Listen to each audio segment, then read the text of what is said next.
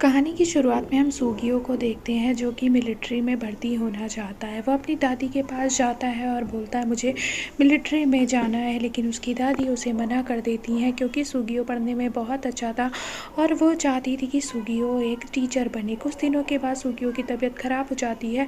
वो डॉक्टर के पास जाता है तो डॉक्टर कहता है तुम्हें कुछ नहीं हुआ है, तुम बिल्कुल ठीक हो, बस थोड़ा सा दवाइयाँ ले लो और अपना ख्याल रखो। इन सब के बाद सूगियों वापस आ जाता है।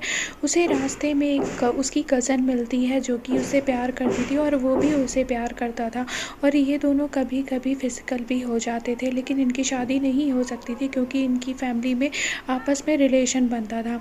उसके बाद सुगियो घर आ जाता है और घर में उसे नींद नहीं आ रही होती तो वो बाहर टहलने चला जाता है। तभी वहाँ पर वो कुछ आवाज़ें सुनता है, घर से आ रही होती तो वहाँ झाँक के देखता है तो गाँव का प्रधान किसी लेडी के साथ फिजिकल हो रहा है। वो वही लेडी थी जो जिसका पति आर्मी में था और घर से बाहर रहता था। इसके बाद वो वहाँ से बाहर आ जाता है और वहाँ कुछ लोगों को देखता है जो कि तदाकी नाम के एक लड़के को ढूंढ रहे होते हैं। वो बोलते हैं कि तदाकी दूसरे औरतों को फंसाकर उनके साथ फिजिकल होता है जिनके पति यहाँ पर नहीं है, लेकिन सुगियो इसके बारे में सब कुछ जानता था। वो जानता था ये सब तदाकी नहीं बल्कि गांव का प्रधान कर रहा है। तदाकी तो अपने कुछ फ्रेंडों के साथ मुर्गी और अंडे चुराने का केवल काम करता था।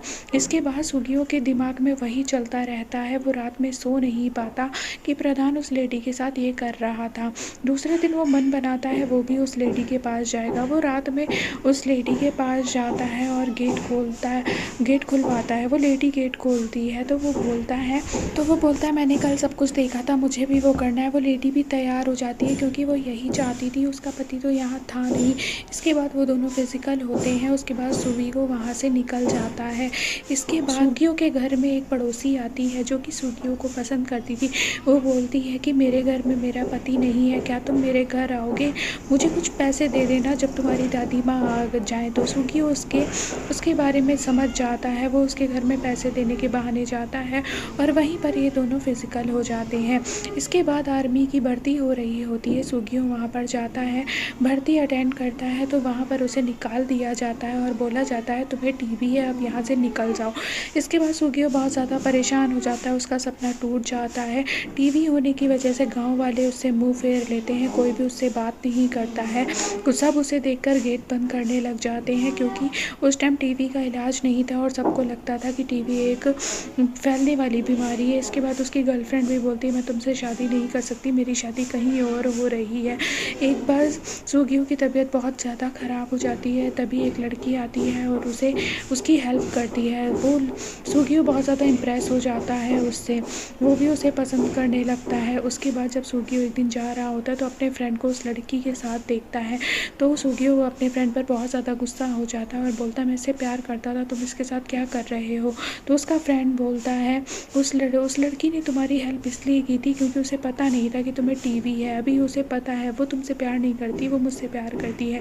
इसके बाद सुगियो का दिल और टूट जाता है और वो वहाँ से चला जाता है। तभी वो रात में उसी लड़की जिसका नाम काजुको होता है उसके घर जाता है और वहाँ पर वो उसे पहचान नहीं पाता, उसका हाथ पकड़कर उससे बात करने लगता है। तभी लाइट जलती है तो उसकी माँ होती है और बोलती है उससे तुम अगर काजुको से शादी करना चाहते हो तो पहले कुछ कमाओ जाकर। ऐसा कहकर सुगियो वहाँ से निकल जाता है। अब वो देखता है कि उन लोगों ने तदाकी को पकड़ लिया है और तदाकी को मारकर पेड़ से लटका दिया है।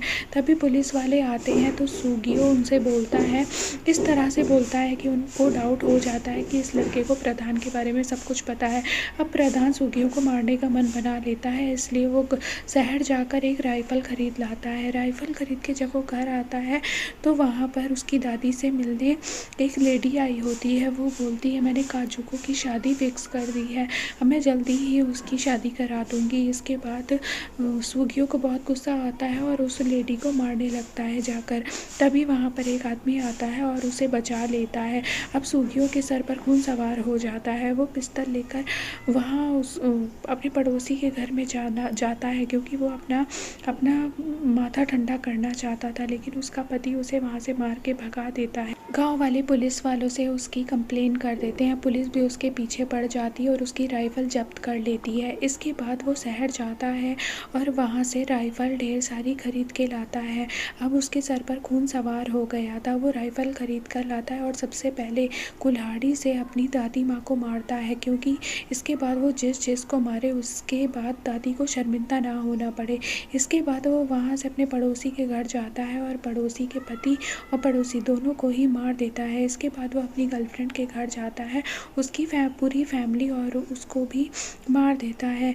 इसके बाद वो उन औरतों को भी मार देता है जिनके पति यहाँ नहीं हैं और वो दूसरे मर्दों के साथ रंगरलियाँ मना रही हैं।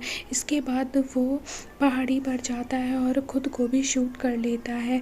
इसके बाद से यही स्टोरी ख़त्म हो जाती है।